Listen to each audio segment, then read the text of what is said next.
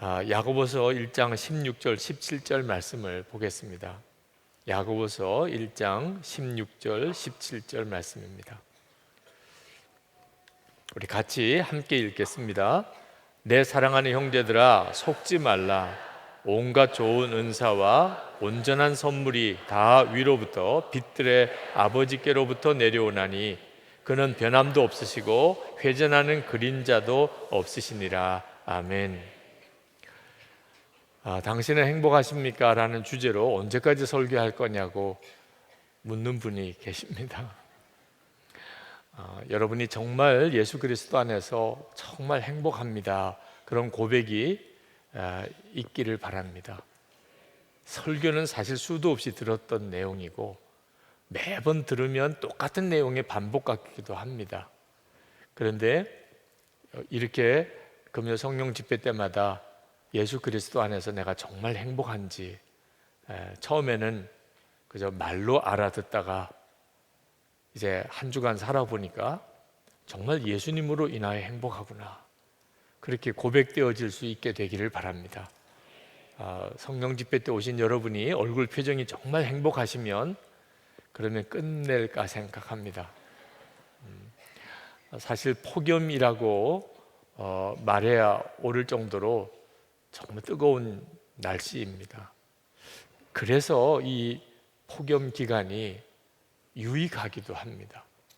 왜냐하면 내가 정말 예수 그리스도로 인하여 환경과 여건과 상관없이 행복한가, 이런 폭염의 때에 검증해 볼 수 있는 거죠. 우리의 행복의 이유는 예수님이십니다. 내 처지와 형편은 말할 수 없이 어렵습니다. 그런데 내 마음속에 정말 행복의 역사가 있습니다. 그러면 예수 잘 믿고 있는 거죠. 예수를 제대로 믿고 있는 거죠. 만약에 나도 분명히 예수님을 믿는데 환경과 여건이 조금만 어려워지면 그만 마음이 확 꺾어져 버리고 세상에 나처럼 불행한 사람은 없다, 이런 느낌도 들고 하나님에 대한 원망도 생긴다면 내가 예수님을 잘 믿고 있는 게 아닌 거죠. 그죠? 그 점은 우리 모두에게 있어서 대단히 중요한 문제입니다. 저는 늘 이렇게 설교를 하는 목사이면서 마음에 하나님이 주시는 부담이 계속 있는 것이 이렇게 설교만 하고 말 건가 하는 문제입니다. 말씀이 우리의 삶을 변화시키는 역사가 있어야지 저도 그저 설교했다는 것으로 끝나고 교인들은 설교 들은 것으로 끝나버리는, 정말 무서운, 정말 블랙홀 같은 거죠. 아무런 은혜의 역사가 우리의 삶의 변화로 나타나지 않는, 그러면서도 끊임없이 예배드리고 또 말씀 듣고 또 말씀 듣는 일이 반복되어지는, 사실 이거는 저주와도 같은 일입니다. 이걸 어떻게 극복할 수 있을까 하는 거예요. 여러분이 믿은 예수님은 정말 놀라우신 분입니다. 천지를 창조하신 바로 그 하나님이십니다.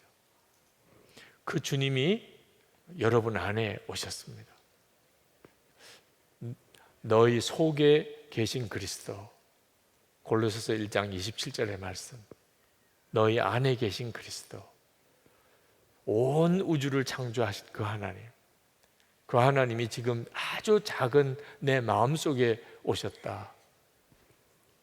만약에 대통령이 여러분의 집에 묵으셔서 여러분의 집에서 출퇴근을 하시게 됐다, 보통 일이 아닌 거죠. 그죠? 근데 비교가 안 되는 주님이 내 마음에 오셨다. 이 예수를 믿는 것이거든요. 그래서 예수를 믿으면 어떤 처지와 형편에 있든지 간에 행복하게 되어 있거든요. 그런데 내가 실제로 그런 경험을 하고 있지 못하다면 이유는 하나입니다. 내가 아직도 예수님을 너무 모르고 있는 거죠. 나는 다 믿는다고 생각하고 예수님이야 뭐 더 알 것도 뭐 있습니까? 그죠? 2000년 전에 마구간에서 태어나시고 십자가에 달려 죽으시고 그리고 부활 승천하신 분, 뭘 더 알 게 뭐 있어요? 네, 그렇지 않지요. 내 안에 오신 주님이시니까. 내가 주님을 아는 것은 정말 너무나 놀라운 세계가 열리는 것입니다. 이제는 예수님을 믿어도 정말 이렇게 믿자고 하는 것입니다. 내가 예수를 잘 믿고 있다. 나도 분명히 믿고 있어. 이런 생각이 주님 앞에서 이렇게 검증받아야 합니다. 얼마 전에 어느 젊은 목사님 한 분을 만났는데 굉장히 신실하신 분이고, 그리고 목회를 잘하세요. 교회를 개척을 하셨는데 교회가 엄청나게 부흥이 돼요. 그 주변에서 아주 소문이 날 정도로. 그래서 예배당 건축을 해야 될 그런 상황까지 되었습니다. 아마 그 교인들의 수나 또 그 목사님의 열정을 생각하면 뭐 교회 예배당 건축하는 거 큰 어려움이 없어 보이더라고요. 근데 그 목사님이 평소에 그렇게 존경하고 늘 그 목사님을 말씀에 그대로 순종하는 그런 목사님께 가서 교회 건축에 대한 지금 상황에 대한 말씀을 드렸습니다. 우리 교회가 예배당을 건축해야 될 이런 상황이 되었습니다. 이 젊은 목사님 생각하기에는 그 목사님이 대단히 기뻐하시면서, 벌써 그렇게 교회가 부흥이 됐느냐, 그래 내가 기도해 줄 테니까 한번 힘써서 한번 일을 잘 이루어 보시라, 뭐 이렇게 응원해 주실 것이라고 생각했는데, 그 목사님이 그 이야기를 듣더니 건축을 하지 말라는 거예요. 목사님 건축하지 마세요. 목사님 큰일 납니다. 목사님 지금 대단히 위험한 상태에 있습니다. 그 목사님이 한마디로 건축하지 말라고 그러고, 그것도 그냥 아주 단호하게 그렇게 말씀하시니 건축을 시작할 수도 없는 상황이 되었어요. 그러면서 목사님 마음에 낙심이 오더래요. 아니 왜 그러실까? 아니 지금 우리 교회는 교회를 건축해야 될 상황인데 왜 교회 건축을 못하게 하실까? 그 막 마음이 뜨거운 열정이 일어나다가 갑자기 이렇게 딱 좌절이 오니까, 그러니까 마음을 못 잡겠더래요. 도대체 무슨 의욕으로 내가 목회를 해야 되는지, 교회는 또 어떻게 이끌어 가야 되는지 도무지 종잡을 수가 없더래요. 그래서 굉장한 자기 혼란에 빠지셨다는 거예요. 그것 때문에 한동안 고민을 하더라고요. 그래서 같이 만나서 그 문제를 가지고 이야기를 나누다가 하나님께서 그 목사님에게 깨우침을 주셨어요. 그 목사님이 그런 이야기를 하시더라고요. 목사님과 이야기를 나누다가 마음이 이렇게 느껴지는 게 있대요. 왜 그 목사님이 건축을 하지 말라고 했는지, 자기가 예배당 건축을 못하게 되는 그런 마음을 딱 내려놓고 나니까 너무 마음이 허전하고, 그리고 목회에 대한 열정도 없어지고, 그거 보니까 내가 그동안 예수님으로 인하여 기뻐하기보다 교회가 성장한 것으로 인하여 기뻐했던 것 같습니다. 내게 있어서의 꿈은 예수님이 아니고 어떻든지 큰 예배당을 짓고 어떻든지 교회가 크게 교인이 많아지는 것, 그런 어떤 목회자로서의 성공을 꿈꿨던 것 같습니다. 그런데 그걸 못하게 되니까 갑자기 마음이 그냥 확 무너져 버리고 도무지 마음 잡기도 힘들고, 그런 나 자신을 그 목사님은 영적으로 꿰뚫어 보셨던 것 같습니다. 그래서 위험하다, 목사님 대단히 지금 위험합니다, 건축할 때가 아닙니다, 그러셨던 것 같습니다. 그런 고백을 하시더라고요. 그걸 깨닫는 것도 참 대단한 일인데 그 목사님이 그걸 깨닫고 본인의 입으로 고백을 하시니 얼마나 감사한지. 목사도 말입니다, 그렇게 열심히 목회를 잘하시는 목사도 실제로는 예수님 그분을 기뻐하는 것이 아니고 그 예수님께서 허락해 주실 교회의 성장과 그리고 예배당 건축이 더 마음에 가는 이런 일이 우리에게 있어요. 여러분 정신 똑바로 차리지 않으면 나는 예수 잘 믿고 살았는데 그렇게 생각했는데 우리 주님 앞에 가서 보니까 내가 진짜 예수님을 믿은 사람이 아니고 내가 성공이나 축복을 바라보고 그것으로 기뻐하고 산 사람이구나. 이렇게 깨닫게 되는 때가 된다면 이건 심각한 문제죠. 그러므로 여러분, 우리가 내 믿음은 정말 올바른가 하는 것을 점검해야 합니다. 저는 여러분 모두가 다 정말 예수님을 바로 믿으실 수 있게 되기를 원합니다. 주님이 그렇게 이끌어 주실 거예요. 어떤 분들은 그런 걱정하시는 분도 계시더라고요. 목사님, 그러면 행복은 주님께서 주시는 것이라면 세상은 돌아보지도 말아야 됩니까? 가정도, 직장도, 그리고 뭐 음식을 먹는 것도, 또는 뭐 스포츠 운동을 즐기는 것도 전혀 그런 거는 쳐다보지도 말아야 되는 겁니까? 절대 그렇지 않습니다. 오늘 여러분과 함께 나누려고 하는 말씀이 바로 그 주제인데, 우리가 행복의 이유가 예수 그리스도에게 있지만, 그러나 꼭 기억해야 될 것은 하나님은 우리를 행복하게 해주시려고 온갖 좋은 것들을 우리에게 주셨다는 것입니다. 여러분이 그 사실에 대해서 분명한 확신을 가지셔야 돼요. 어느 목사님이 결혼의 목적은 행복이 아니고 거룩함이라 그렇게 설교하시고 또 현수막까지 그렇게 걸어 놓으신 것을 보았습니다. 결혼의 목적은 행복이 아니고 거룩함이다. 그 목사님이 그렇게 말씀하시는 데는 까닭이 있다고 생각이 듭니다. 충분히 제가 무슨 뜻으로 그렇게 말씀하시는지 알겠어요. 남편이나 아내, 배우자가 나를 행복하게 해주면 좋겠다. 부모님이나 자녀가 나를 행복하게 해주면 좋겠다. 절대로 그렇게 생각하지 말라는 거예요. 왜냐하면 남편이나 아내나 부모와 자녀가 우리를 행복하게 해줄 수 없기 때문이에요. 그러니까 나를 행복하게 해주기를 기대하면 할수록 더 분노가 일어나고 더 절망이 되고 더 고통스러워지는 거예요. 그러니까 가정, 결혼을 행복을 목적으로 하지 말라, 그렇게 말씀하시는 거예요. 그 점은 충분히 일리가 있는 말씀이고, 행복은 오직 주님께서만 주시는 것이니까 우리는 그냥 거룩하기만 힘쓰면 된다.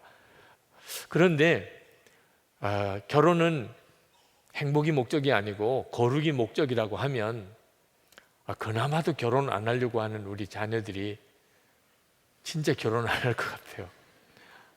우리 속에 행복하려고 하는 마음은 하나님이 심어주신 겁니다. 하나님이 행복하신 분이시고, 우리를 하나님의 형상대로 만드실 때 우리 안에 행복하고 싶은 마음을 심어주셨어요. 그러니까 결혼을 하려고 할 때 행복을 기대하는 것은 절대로 죄도 아니고 잘못된 것도 아니에요. 하나님은 우리에게 결혼을 하게 하시는 것, 우리를 행복하게 만들어주는 하나님의 방법이 하나입니다. 우리에게 남편을 주시고 아내를 주시고 그리고 가정에 부모님이 있고 자녀가 있고 하는 것은 하나님이 우리에게 행복을 누리게 선물을 주신 것들입니다. 행복의 근원은 주님이시죠. 행복의 근원은 주님이시지만 행복을 누리게 해주는 선물은 남편과 아내고 부모와 자녀들이라는 거예요. 꼭 명심할 것은 이걸 명심해야 한다는 겁니다. 행복은 남편이 주는 것도 아내가 주는 것도 부모나 자녀가 주는 것도 아니고 주님이 주시는 것이다. 이건 명심해야 한다. 그런데 그 주님이 나를 행복하게 하려고 남편도 아내도 부모도 자녀도 주셨다. 그래서 남편을 즐거워하고 아내를 즐거워하고 부모님으로 인하여 기뻐하고 자녀들을 사랑하고 기뻐하는 것은 전혀 문제가 되는 게 아니에요. 하나님이 우리에게 선물로 주신 것들이에요.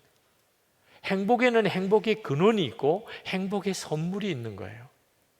하나님이 천지를 창조하신 이유는 이 모든 천지를 통해서 우리가 행복을 경험하게 하고 싶어 하셨기 때문에 하나님이 천지를 지으시고 보기에 좋으셨다고 그랬어요.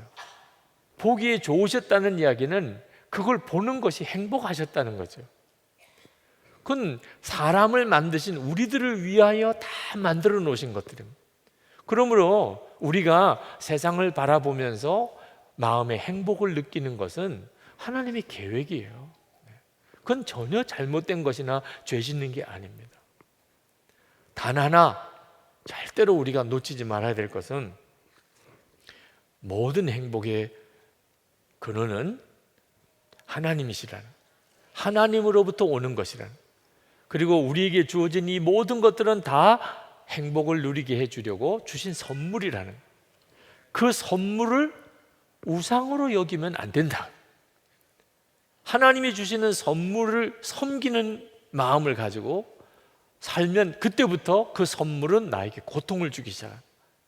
하나님이 나를 행복하게 하려고 주신 것들인데 내가 그것을 섬기니까, 하나님처럼 여기니까 그것 때문에 내가 고통을 겪게 되는 거예요. 그래서 하나님이 주시는 이 엄청난 은혜를 받고 살면서도 우리의 삶은 그렇게 고통스러운 거예요.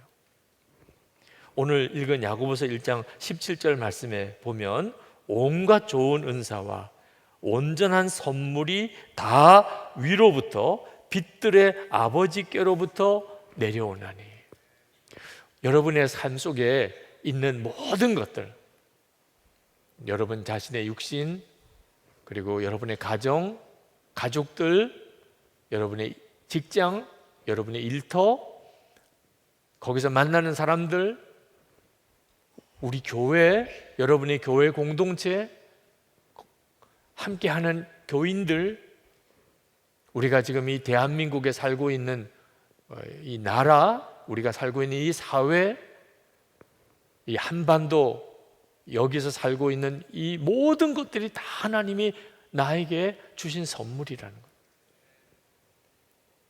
그게 실감이 안 나는 이유는 우리가 행복이 주님으로부터 오는 것이라는 것을 초점을 분명하게 하고 있지 못하니까, 하나님이 주셨던 그 선물이 어떤 때는 나에게 고통을 주고 나를 실망시키고 나에게 분노하게 만들고 그렇게 바뀌어 버린 거죠. 공짜라는 요즘 시가 인터넷에 유행을 하더라고요. 박호현이라고 하는 초등학교 2학년 아이가 쓴 시입니다. 선생님은 세상에 공짜는 없다고 하셨다. 그러나 공짜는 정말 많다. 공기 마시는 거 공짜, 말하는 거 공짜, 꽃 향기 맡는 거 공짜, 하늘 보는 것 공짜, 나이 드는 것 공짜, 바람 소리 듣는 것 공짜, 미소 짓는 것 공짜, 꿈도 공짜, 개미 보는 것 공짜. 한도 끝도 없을 것 같네. 이렇게 나가다가 보면 정말 한도 끝도 없을 것 같아. 선생님은 세상에 공짜 없다, 그렇게 말씀하셨는데 이 아이가 생각하기에는 맨 공짜 천지라. 이 시가 저에게 주는 영감이 있더라고요. 메시지가 있어요. 똑같은 세상을 보는데 사람도 있죠, 같이. 또 환경도, 자연도 우리가 다 보는데 어떤 사람은 그것으로 인해서 고통을 겪어요. 근데 어떤 사람은 거기서 너무 행복을 누려요. 그건 어디서 차이가 나죠? 행복을 주시는 하나님과의 관계가 바로 된 사람에게는 우리가 사는 세상의 모든 것들, 모든 사람들, 환경, 여건이 다 나를 행복하게 만들어줘요. 근데 하나님과의 관계가 진정으로 바로 되지 않은 상태에 있으면, 그러면 나는 그 모든 것들에게 행복을 요구하게 돼요. 그리고 실망하고 좌절하고 배신감 느껴지고 그리고 상처를 받게 된다는 거예요. 배우자도 말입니다. 내게 행복을 주시는 분이 주님이신 것을 알고 나면, 그러면 어떤 남편, 어떤 아내도 하나님이 내게 주신 행복의 선물이라고 느껴져요. 그런데 내가 나를 행복하게 하시는 주님을 알지 못하는 상태에 있다면, 그러면 어떤 남편도 어떤 아내도 진정으로 나를 기쁘게 해줄 수가 없어요. C.S. 루이스가 개인기도라는 책에서 이런 이야기를 했습니다. 낮은 차원의 일로 하나님을 경배하는 습관이 배어있지 않는다면 높은 차원의 일로도 그리할 수 없다. 다시 말하면 하나님이 나에게 주신 아주 일상적인 일들, 함께 사는 사람, 내가 사는 지역, 내가 일하는 직장, 내가 걸어 다니는 내 동네, 아침에 일어나서 또 밤에 잠자리에 들기까지 아주 일상적인 지극히 작은 것들에서부터, 거기서부터 하나님을 경배하는, 하나님께 예배하는 자가 아니라면, 그러면 이렇게 예배당에 와서 또는 무슨 특별히 기도회에 모여서 또는 제자훈련반에 들어가서 거기서 하나님께 예배할 수 없다는 거예요. 우리의 진정한 행복은 하나님이 주시는 온갖 선물들을 통해서 누려져야만 비로소 우리는 행복한 사람이 돼요. 그러려면 우리가 반드시 주님을 바라보아야 합니다. 여러분, 음식을 먹는 것을 즐거워하시는 분들, 7가지 큰 죄 중에 탐식이라는 죄가 있습니다. 그래서 음식을 너무 좋아하는, 오늘 뭐 먹을까, 내일은 또 뭐 먹을까, 먹는 그 시간에 다음 끼를 생각하는, 그건 정말 조심해야 될 일입니다. 영적으로 아주 굉장히 심각한 죄에 빠져들어가는 일이기도 합니다. 그런데 주님으로 인하여 즐거워하는 사람은, 행복을 주님께서 주시는 것인 줄 명확하게 아는 사람은 음식을 하나님이 나에게 행복하게 하려고 주신 선물이라고 받고 누릴 수 있어요. 하나님으로부터 오는 즐거움이 없이, 그러니까 어떻게 해요? 먹는 대로라도 즐거워야지. 이건 심각한 문제예요. 마음에 내적으로 주님으로부터 오는 진정한 기쁨이 없는 상태. 그러니까 입에 주는 어떤 식욕에 의해서 음식을 탐하는 것, 이거는 기독교 역사의 큰 죄성이라고 해서 정말 절제시켰던 일이죠. 근데 이유가 음식 자체에 문제가 있는 게 아니었습니다. 내 기쁨의 이유가 주님이 아니니까, 그러니까 먹는 것에 기쁨을 얻으려고 하는 거죠. 그런데 주님으로 인하여 기쁨이 충만해지면, 그러면 내가 먹는 모든 음식이 다 하나님이 주신 귀한 선물이에요. 뭐 맛있는 음식은 맛있는 음식이니까 또 좋은 거죠. 또 아주 거친 음식을 먹어야 된다 하더라도 그 음식으로 인하여 즐거워할 수 있어요. 음식 먹는 것 자체가 우리에게 주시는 하나님의 즐거움입니다. 일하기 위해서 먹습니까? 배가 그냥 고프니까 먹어요? 그건 아주 불쌍한 사람이죠. 하나님이 우리에게 음식을 주셨을 때 우리가 그 음식을 먹고 즐거워하는 것을 하나님도 기뻐하실 거예요. 하지만 짜증내면서 음식 먹는 것을 하나님이 즐거워하실까요? 초점은 내가 행복의 근원을 정말 주님께 두고 있는가 하는 거죠. 우리가 이 무더위 속에 아주 에어컨이 잘 틀어져 있는 카페에서, 그리고 커피 한 잔을 이렇게 마시는 여유, 다 하나님이 주신 행복한 일이에요. 아우, 진짜 경건한 그리스도인은 이런 것에서 만족하면 안 돼. 그래서 그냥 땀 뻘뻘 흘리면서 그냥 땡볕에 앉아서 뜨거운 커피를 마실 이유는 없는 거예요. 하나님이 그걸 보고 너 참 잘한다 이렇게 하실 이유가 없어요. 우리가 시원하게, 그리고 아주 시원한 커피를, 냉커피를 마시는 것을 이렇게 즐거워하는 것을 보시는 주님도 즐거워하시죠. 근데 주님을 향한 기쁨이 전혀 없는 사람, 그런 것만 찾아서 다니게 되면 나중에 거기서 오는 기쁨도 다 없어져요. 우리가 정말 조심해야 될 것은 하나님이 주신 선물을 우상처럼 섬기는 것. 그건 모든 것을 다 잃어버리게 만듭니다. 하나님이 내게 주신 선물 자체가 내게 고통이 되는 거예요. 여러분, 일식이라는 현상이 있죠. 달이 태양을 가려버리는 겁니다. 그래서 온 세상이 다 깜깜해지는 거죠. 낮인데도 그냥 깜깜한 밤처럼 되어버리는, 태양이 가려져 버리는. 근데 이 달은 굉장히 작아요. 태양에 비교하면 비교할 수도 없이 작아요. 그런데 우리 지구와 가까이 있기 때문에 그 달이 태양을 가려버릴 수가 있어요. 태양과 지구 사이에 달이 들어가면 그 달, 조그만 달이 태양을 다 가려버립니다. 하나님, 이 세상에 있는 모든 것들, 이건 비교가 안 되는 거예요. 하나님과 우리가 이 세상에서 보고 듣고 만지고 만나고 하는 모든 사랑과 환경과 자연하고 이건 비교가 안 되죠. 그런데 마귀가 우리의 눈을 가리면, 그러면 이 세상이 훨씬 커 보여요. 하나님은 어디 계신지 모르겠어요. 하나님은 존재감이 없어요. 하나님은 실제가 아닌 것 같아요. 여러분, 이런 느낌이 왜 오는 줄 아십니까? 마귀가 우리의 마음을 혼미하게 만들어버렸기 때문에 그런 거예요. 에덴 동산에서 아담과 하와는 하나님과 아주 친밀하게 만나고 대화하고 살았어요. 하나님은 실제로 그런 분이세요. 우리가 만날 수 있고 또 그분의 말씀을 들을 수 있는 그런 분이에요. 그런데 우리는 실제로 지금 하나님을 그렇게 보지를 못합니다. 이유는 하나예요. 우리의 마음속에 죄를 따라가는 경향이 있기 때문에. 원죄지요, 원죄.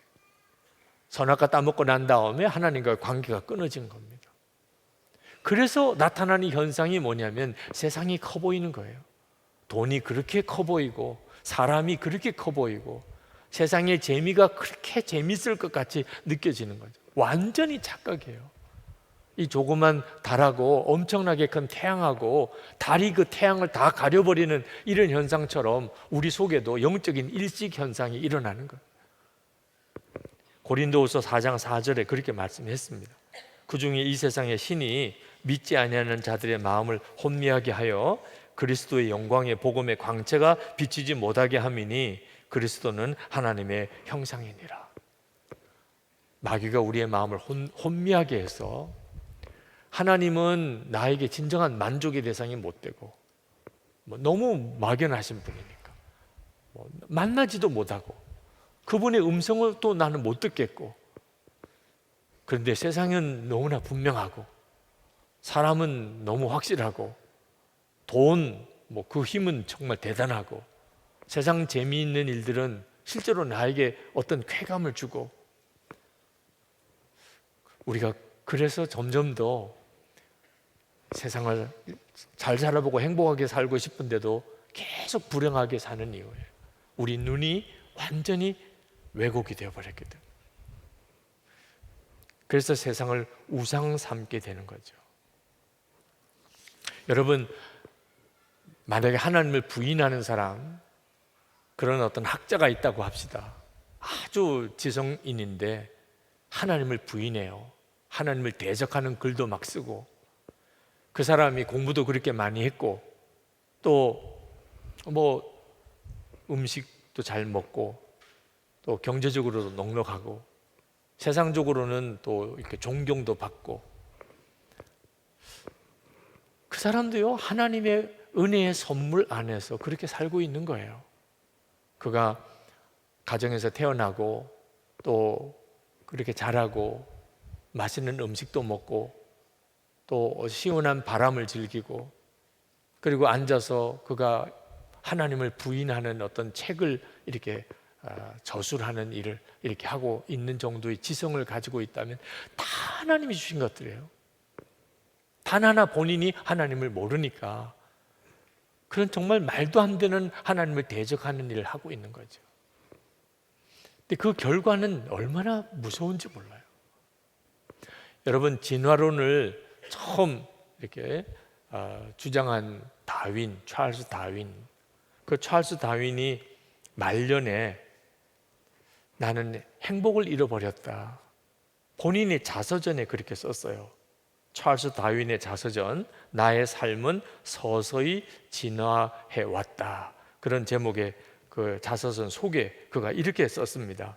30살 남짓까지는 각종 시가 내게 큰 낙이 되었고 학창 시절에 셰익스피어의 작품은 내게 짜릿한 즐거움을 주었다. 전에는 그림도 내게 큰 기쁨이었고 음악이 주는 즐거움도 아주 컸다. 그런데 지금은 몇 년째 시 한 줄도 읽을 수 없다. 최근에 셰익스피어의 작품을 읽어보았으나 참을 수 없이 따분해 구역질이 날 정도였다. 그림이나 음악에 대한 취미도 거의 다 잃었다. 멋진 경차에 대한 감각은 좀 남아있으나 이 또한 전만큼 섬세한 즐거움을 주지는 못한다. 내 사고는 방대한 정보를 모아 일반 법칙을 갈아내는 기계가 된 것 같다. 이런 즐거움의 상실은 곧 행복의 상실이고 자칫 지성에 해로울 수 있으며 도덕적 성품에는 더 해가 될 소지가 높다. 우리 본성의 정서적 부분을 약화시키기 때문이다. 그렇게 썼어요. 그 찰스 다윈이 마지막에 겪었던 본인의 솔직한 어려움이었어요. 왜 이랬을까요? 다윈이 왜 이런 어려움을 겪었을까요? 하나님의 창조하심에 대해서 그는 부정했습니다. 그리고 이 세상의 모든 것들은 다 자연주의적인 법칙에 의해서 진화한다고 생각했어요. 더 이상 하나님은 존재하지 않아요. 성경의 하나님은 존재하지 않아요. 자, 그러고 나니까 전에는 기쁨을 누렸고 전에는 그것 때문에 즐거움도 있었고 감동도 있었던 모든 것들이 다 의미가 없어져. 자기 자신이 자기의 정서에 대해서 걱정을 할 정도로 내가 왜 이렇게 되었지? 근데 그건 아주 당연한 결론이에요. 내가 하나님을 진짜 만나고 주님과 깊은 사랑 속에서 내 행복이 주님으로부터 오는 그 은혜를 누리지 못하는 사람은 온갖 좋은 것들이 하나도 다 기쁨이 되지 않아요. 오히려 내게 상처만 돼요. 찰스 다윈이 진화론을 이렇게 주장하면서 그는 아주 옛날 고대 우리 야만인이라고 그는 그렇게 표현했는데 고대 야만인들과 현대 문명인은 완전히 다른 존재라고 말했어요. 진화가 되었으니까. 옛날 사람은 아주 야만인이고 지금 문명인은 진화가 된 아주 고도로 진화된 사람들이기 때문에 완전히 질적으로 다르다. 그렇게 그가 주장을 했습니다. 그런데 그 결과가 어떤 결과가 왔냐면 노예 제도를 당연하게 받아들이게 된 거예요. 왜? 좀 문명이 좀 뒤처져 있는 그런 족속들은 얼마든지 부릴 수 있는 거다. 그래서 노예 제도를 합리화하고 그리고 좀 열등한 사람이 따로 있고 좀 우월한 사람이 따로 있다고 하는 것에 다윈 자신이 충격을 받았어요. 그런 건 아닙니다. 그런 건 아닙니다. 우리가 어떤 민족이 어떤 민족을 노예로 삼거나 이렇게 하는 것은 그건 정말 큰일 날 잘못입니다. 그가 자서전에서 그 문제에 대해서 굉장히 진지하게 쓰고 있습니다. 그런데 본인이 믿는 진화론의 결론이에요. 사람은 열등한 사람이 있고 아주 우월한 사람이 있습니다. 결국은 열등한 사람은 도태되고 우월한 사람만 남아야 인류에 유익해요. 인류에. 그래서 나치 독일이 생긴 거죠. 일본 군국주의가 그래서 생긴 거죠. 공산주의가 그렇게 생긴 겁니다. 진화론이 정말 무서운 사상이에요. 더 무서운 것은 내 속에 행복을 다 뺏어가 버려요. 진정한 행복이 없어요. 행복의 근원이신 하나님과의 관계가 끊어지고 나면 그러면 하나님이 주신 모든 좋은 선물들이 다 나를 행복하게 해주지 못합니다. 이 시간에 여러분 마음속에 나는 왜 이렇게 주변에 있는 사람들이나 내 환경 여건이 다 나를 이렇게 불행하게 만들까? 그렇다면 여러분은 유난히 불행한 사람들, 불행을 주는 사람과 환경 속에 있기 때문이 아닙니다. 하나님과의 관계가 끊어졌기 때문에 하나님이 주시는 온갖 좋은 은사와 온전한 선물들이 그렇게 누려지지 못하고 있는 거죠. 그러므로 여러분 정말 주님을 바라보는 눈이 열려야 돼요. 세상 하나님이 주신 선물들을 그걸 우상화하지 않으려면, 그러면 비교할 수 없이 좋으신 주님을 내가 만나야 하는 겁니다. 이 세상과는 비교할 수 없이 좋으신 주님, 비교할 수 없이 크신 하나님이에요. 그 하나님을 내가 실제로 만나는 체험이 없이는, 그러면 세상의 것들을 우상 숭배하는 이 마음을 극복할 수가 없어요. 사람은 누구나 다 무언가 즐거움을 추구해야만 살아가거든. 근데 세상이 즐거움을 줄 것 같은데 어떻게? 하나님은 너무 모르겠고. 주님을 알고 나면, 그러면 내 주변에 있는 모든 사람과 환경이 다 하나님이 내게 주신 귀한 선물인 것을 깨닫게 되고 너무너무 감격하게 됩니다. 사도 바울은 오직 하나님만이 기쁨을 주시고 예수 그리스도만이 자기를 행복하게 해주신다는 것을 분명히 안 사람입니다.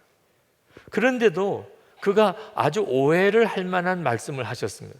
데살로니가 전서 2장 19절 말씀입니다. 우리의 소망이나 기쁨이나 자랑의 면류관이 무엇이냐? 그가 강림하실 때 우리 주 예수 앞에 너희가 아니냐? 너희는 우리의 영광이요 기쁨이니라. 여러분, 이렇게 말씀하면 돼요, 안 돼요? 우리의 영광과 기쁨이 뭡니까? 예수 그리스도여야지. 어떻게 데살로니가 교인 너희들이라고 이야기를 합니까? 아니, 사도 바울은 분명히 모든 영광과 기쁨의 근원은 하나님이신 것을 알고 있는 사람이에요. 그런데 이 데살로니가 전서 2장 19절을 가만히 읽어보면 그의 영광과 기쁨은 데살로니가 교회 교인들이라는 거예요. 사도 바울이 왜 이렇게 변했습니까? 변한 게 아니죠. 사도 바울은 하나도 달라진 게 없어요. 예수 그리스도 그분이 사도 바울의 영광과 기쁨의 유일한 대상이죠. 그런데 그렇게 하고 나니까 교인들도 다 그 영광과 기쁨이 되더라는 거예요. 하나님이 나의 유일한 기쁨이 되니까 우리 가족들 다 나에게 하나님이 준 선물이더라. 내가 이렇게 교회에 소속돼서 내가 속회에 참여하고 함께 신앙생활하는 모든 교인들이 다 하나님이 나를 위해서 보내준 선물이더라는 거예요. 내 행복을 위해서. 내가 일하는 일터도, 내가 사는 이 나라도, 내가 살고 있는 이 동네도 다 하나님이 주시는 은혜라. 여러분, 여러분의 가정 안에서 여러분의 배우자나 또 여러분의 자녀나 여러분의 손자나 또 여러분들 함께하는 교인들이 내 기쁨입니다. 이렇게 고백하는 일은 어떤 사람에 의해서는 좀 비판을 받을 수도 있어요. 그래서는 안 됩니다. 예수님만이 기쁨이지 무슨 남편과 아내, 부모, 자식, 우상이에요, 우상. 주님을 정말 모르고 주님으로부터 누리는 기쁨도 없이 남편과 아내, 부모와 자식 또는 사람을 그렇게 우상시하면 그건 진짜 문제죠. 그런데 주님의 은혜 안에서 주님만이 모든 행복의 근원인 것을 분명히 아는 그런 믿음으로 부모와 자녀를 기쁘게 여기고 배우자를 즐거워하고 그리고 당신은 내 기쁨이라고 이렇게 고백하는 건 전혀 문제가 되지 않아요. 그건 우리 주님이 원하시는 거예요. 야, 너 정말 잘한다. 내가 그래서 너에게 남편을 주었고 아내를 주었고 부모를 주었고 자녀를 준 거야. 너가 그렇게 기뻐하라고 너에게 교인들을 붙여준 거야. 할렐루야. 여러분이 정말 그렇게 누리고 살게 되기를 축복합니다. 지난 주간에 장로님 한 분을 만났어요. 참 귀한 장로님이시더라. 그 장로님께서 교회 생활하면서 겪어지는 어려움을 이야기를 하시더라.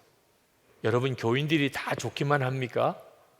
장로가 되고 이제 교회 일들을 이렇게 결정하는 일을 하다 보니까 교회 교인들끼리도 쉽지 않은 분들이 많더래요. 의견도 안 맞고 고집도 있고 또 뭐 여러 가지 말도 많고, 어떻게 저분은 저럴까 싶은 분도 있고, 그게 늘 마음이 이렇게 힘들었는데 어느 날 하나님이 마음에 그 분들을 위해서 다 축복하라, 그런 마음을 주시더래요. 그래서 새벽기도 때마다 하여튼 자기와 함께 교회를 섬기는 모든 이들과 그리고 가정과 또 친척들과 직장에 있는 사람들을 위해서 다 새벽마다 축복 기도를 하고 있다는 거예요. 하나님, 그 사람을 축복해 주세요. 축복하는 권세를 우리에게 주셨으니까 새벽마다 그 사람들의 이름을 불러가면서 다 축복하는, 마음에 안 드는 사람도 있고 나에게 상처가 되는 사람도 있고 너무 힘들게 하는 사람도 있지만 그 사람을 위해서 내가 할 일은 축복하는 것밖에 없대요. 그런데 그렇게 축복하다 보니까 너무너무 관계가 좋아지더라고요. 교회도 너무너무 편안해지고 하나님의 역사가 나타나고, 사람을 대하는데 사람의 그 대하는 느낌도 달라지고. 제가 장로님 이야기를 간증을 쭉 들으면서 이건 정말 하나님이 우리에게 원하시는 방식인 거예요. 혹시 여러분 중에도 가정 안에 또는 일터에서 교회 안에 여러분을 힘들게 하는 사람이 있습니까? 그 사람이 하나님의 선물이라고는 나 도무지 인정할 수 없습니다. 그 사람은 나를 힘들게 하는 사람이에요. 그 사람 때문에 나는 너무 불행해요.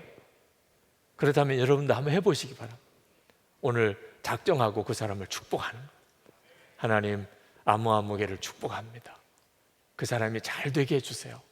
믿음도 잘하고 주님도 만나고 은혜도 많이 받고 또 세상에서도 부족함이 없이 하나님이 채워주시고 그 사람이 가지고 있는 어려운 문제들을 하나님이 해결해 주소서. 진심으로 그분을 축복해 보세요. 그 다음에 가서 하나님 앞에, 하나님 왜 이런 사람 주셨나요? 따져도 그 다음에 가서 따져요. 여러분 알게 됩니다. 여러분이 진짜 하나님을 믿고 그리고 주님이 여러분 안에 임하신 그 말할 수 없는 은혜를 받았다는 사실을 여러분이 정말 명심하고 그리고 그 주님이 기뻐하는 뜻대로 해보면 여러분에게 붙여준 사람들은 다 하나님의 선물들, 여러분의 처지와 형편은 다 하나님이 여러분에게 부어주신 하나님의 놀라운 계획이 있는 것입니다. 고린도전서 10장 31절에 그런즉 너희가 먹든지 마시든지 무엇을 하든지 다 하나님의 영광을 위하여 하라. 자, 무엇을 먹든지 마시든지 그 상관없어요. 어떤 거는 먹어야 되고 어떤 거는 먹지 말아야 되고 아니에요. 물론 절제가 필요하죠. 고급스러운 음식만 찾아다니는 것도 그것도 잘못한 일일 수도 있어요. 그런데 어떤 때는 그냥 정말 비스켓 하나만 먹을 수밖에 없는 때도 있고 어떤 때는 또 굉장히 비싼 뷔페 식당에 가서 먹을 수도 있죠. 근데 문제는 그 어떤 걸 먹느냐가 문제가 아니고 하나님의 영광을 위해서 하라. 무엇을 먹든지 마시든지 하나님의 영광을 위해서, 초점은 언제나 하나님에게 두라. 그게 중요하다는 거예요.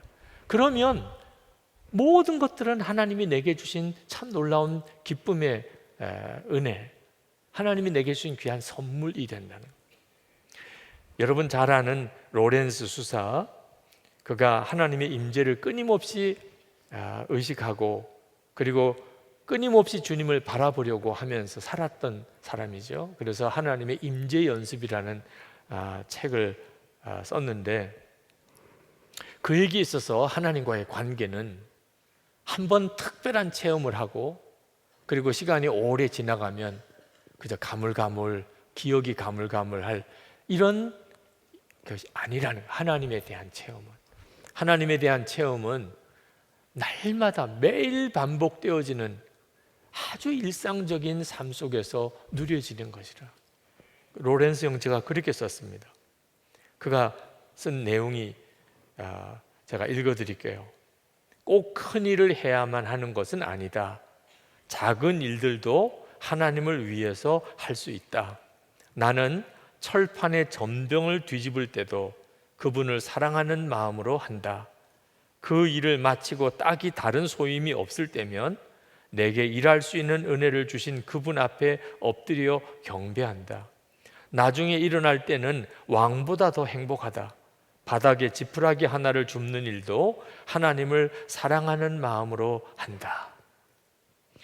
여러분, 로렌스 형제가 어떻게 그렇게 주님의 임재하심 안에 행복할 수 있었을까?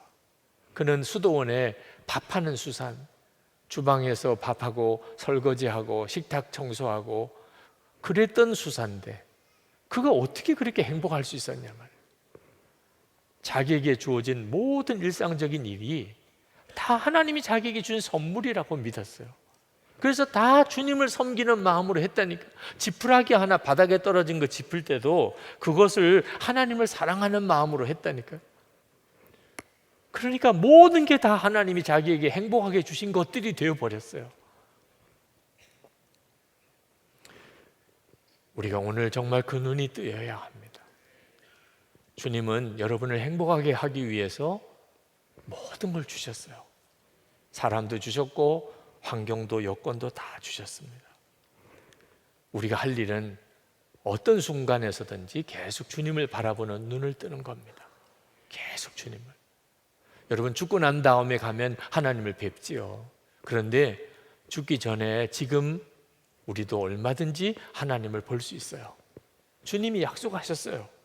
요한복음 14장 16절부터 내가 아버지께 구하겠으니 그가 또 다른 보혜사를 너에게 주사 영원토록 너희와 함께 있게 하리니 그는 진리의 영이라 세상은 능히 그를 받지 못하나니 이는 그를 보지도 못하고 알지도 못함이라. 그러나 너희는 그를 아나니 그는 너희와 함께 거하심이요 또 너희 속에 계시겠습니다. 내가 너희를 고아와 같이 버려두지 아니하고 너에게 오리라. 조금 있으면 세상은 다시 나를 보지 못할 것이로되 너희는 나를 보리니 이는 내가 살아있고 너희도 살아있겠습니다. 분명히 약속하셨어요. 여러분, 이 약속을 정말 믿으셔야 돼요. 주님이 함께 계시다고 생각하자 아니에요. 그렇게 말씀드리는 게 아니에요. 주님이 분명히 말씀하셨으니 믿고 그대로 말도 하고 생각도 하고 행동도 하자는 거예요. 주님이 우리와 함께 계세요. 우리가 주님을 볼 수 있겠다고 하셨어요. 정말 그럴까요? 저는 때때로 제 아내와 이렇게 산책을 하면서 주님이 저를 보면서 제 아내와 함께 산책하는 것을 아주 기뻐하시는 것을 느낄 때가 있어요. 부끄러워서 제 아내에게 그 이야기는 하지는 못했지만 주님이 이렇게 아내와 함께 이렇게 쭉 산책하는 것을 참 기뻐하시는구나. 저희 두 딸과 함께 식사를 할 때 그때도 그런 느낌이 들 때도 있었어요. 아침에 교회에 출근하려고 이렇게 올라올 때 새벽 기도하러 교회를 이렇게 올라올 때도 뭐라고 이렇게 설명할 수 없는 그런 어떤 기쁨이 제게 확 이렇게 부어질 때가 있어요. 여러분, 주님은 실제로 만날 수 있는 분이에요. 오늘 여러분을 여기까지 오게 하신 분이기도 해요. 그 주님을 바라보는 눈이 뜨이면 뜨일수록 여러분의 삶 속에 함께하는 모든 사람, 여러분이 겪고 있는 모든 일들 속에서 하나님은 여러분에게 기쁨을 주세요.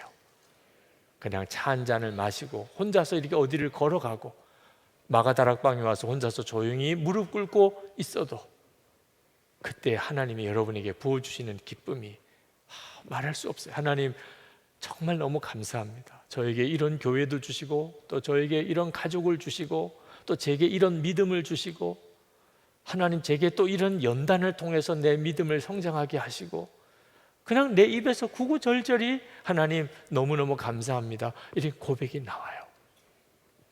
그러므로 우리가 모든 일에 주님을 바라보기를 힘써야 합니다. 기도받으러 나오시는 분들이 계셔서 기도해 드릴 때 꼭 그분에게 그렇게 말씀을 드려요. 목사 앞에 나왔다고 생각하지 마시고 눈을 감고 주님을 바라보십시오. 주님 앞에 나온 거예요. 그러면 눈을 감으시고 그리고 주님을 생각하시는 것 같아요. 그러면 제가 그분을 위해서 기도해 드립니다. 주님이 역사하시는 거예요. 모든 순간에요. 우리의 삶의 모든 순간이 주님과 함께 하는 시간이에요. 그 눈이 계속 뜨여지기를 원해서 매일 일기를 써서 기록해 보라고까지 권해드리는 겁니다. 그리고 그때 모든 게 달라지기 시작합니다.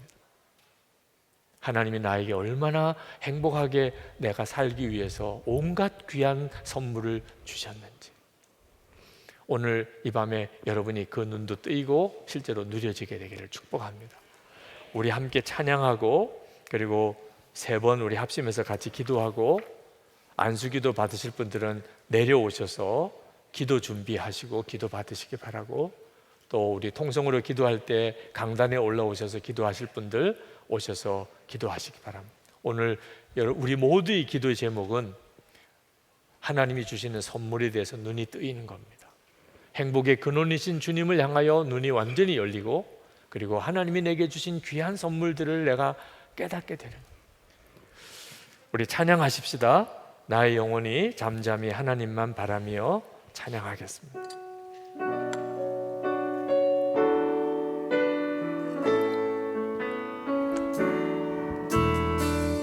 나의 영혼이 잠잠히 하나님만 바라며 나의 구원이 그에게서 나는도다.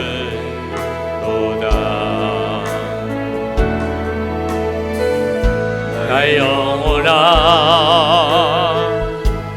잠잠히 하나님만 바라라. 나의 소망이 저에게서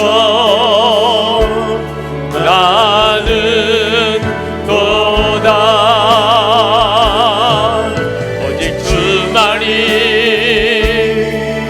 나의 반석, 나의 구원이시니.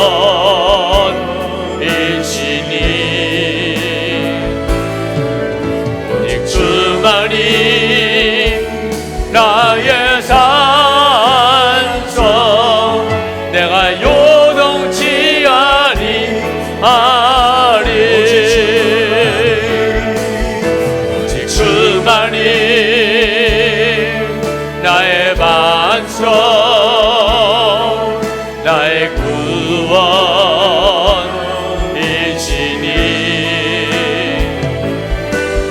오직 주만이 나의 반석, 내가 요동치 아니하리.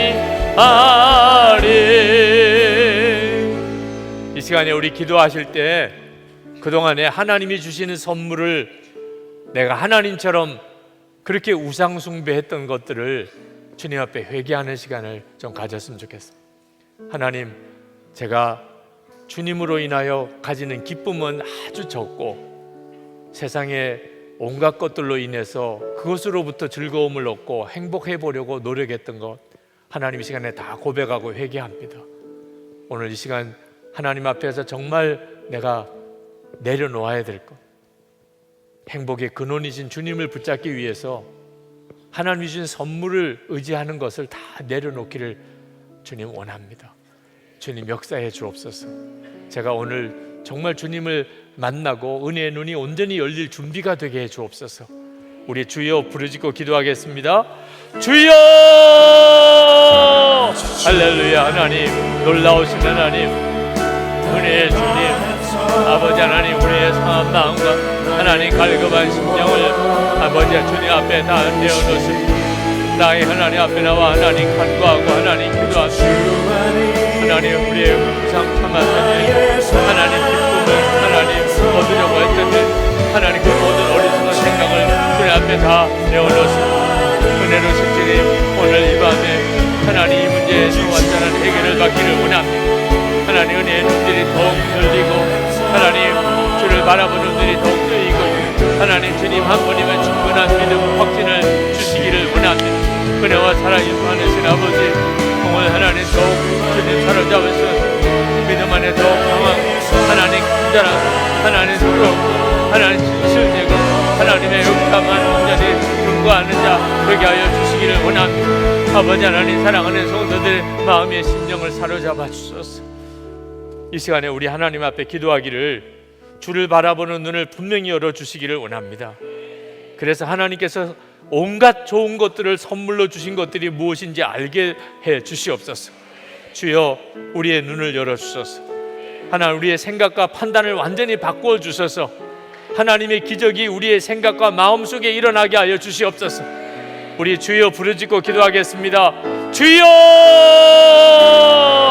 할렐루야. 하나님, 그 시간 하나님, 놀라우신 주님, 역사하신 하나님, 아버지 하나님, 특별하심을 더하여 주소서. 놀랍게 부으신 하나님의 은혜를 하나님 부으소서. 하나님의 역사하심을 하나님 부으소서. 하나님, 우리의 간절함을 주님 받아주소서. 하나님, 오늘도 하나님 주를 바라보는 오직 주님 한 분으로 충분한 하나님 믿음을 주시고 하나님께서 주시는 온갖 좋은 것을 인하여 하나님 즐거워하고 하나님 기뻐하고 하나님께 영광을 돌려드릴 수 있게 하여 주시기를 원합니다.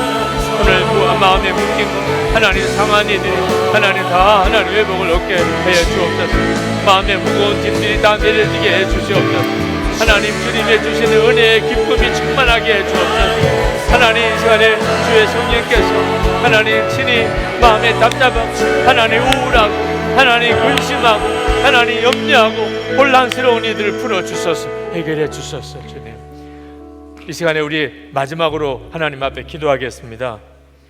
오늘 강단에 올라와서 기도하실 분들은 특별히 더 주님께서 마음과 생각을 완전히 사로잡아 주셔서 모든 혼란스러운 것, 답답한 것, 모든 묶여진 것들 다 풀어지는 역사가 일어나게 해 주옵소서. 모든 일이 명확하게 해 주옵소서. 함께 하시는 주님도 너무나 분명하고 하나님이 주시는 온갖 선물에 대해서도 기뻐하고 감사하고 감격하는 마음이 되게 해 주옵소서. 영적으로 완전히 노임을 받고 완전히 치유를 받고 가게 해 주옵소서. 성령께서 부어주시는 은혜가 충만하여 주옵소서. 그래서 하나님이 주시는 우리의 생애, 우리의 삶, 모든 삶의 현장 속에 하나님 우리를 통해서 하나님의 기쁨이 모든 이들에게 흘러가게 해 주시옵소서. 우리의 주여 세 번 부르짖고 기도하겠습니다. 주여! 주여! 주여! 은혜와 사랑이 많으신 하나님, 주님이 하시기를 원합니다. 마음에 갈급한 이들에게 주님이 하시기를 원합니다. 하나님, 마음에 답답한 이들을 주님이 풀어주시기를 원합니다. 하나님, 온갖 좋은 것, 하나님 온전한 선물들, 하나님 온갖 하나님 은사들, 하나님 오직 하나님 높으신 하나님으로부터 오는 것임을 하나님 믿습니다. 아버지, 누릴 수 있게 해주소서. 하나님, 누릴 수 있는 준비가 되게 하소서. 하나님, 누릴 수 있는 자격이 되게 하소서. 하나님, 슬쩍하지 아니하게 하소서. 미혹받지 아니하게 하소서.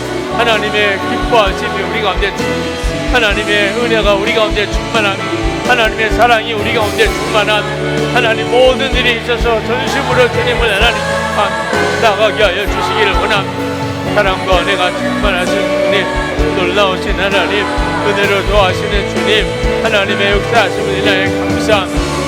아버지 하나님, 주님의 은혜에 인하여 감사합니다. 하나님, 주의 역사하심을 인하여 감사합니다. 주님이 부르심에 대하여 하나님 감사합니다. 아버지 하나님, 사랑하는 성도들의 마음에 하나님의 은혜가 넘치게 되기를 원합니다. 하나님, 주님이 주시는 기쁨이 넘치게 되기를 원합니다. 하나님, 이것이 실제가 되기를 원합니다. 이것이 실제 우리의 삶이 되기를 원합니다. 아버지 하나님, 받아주시옵소서.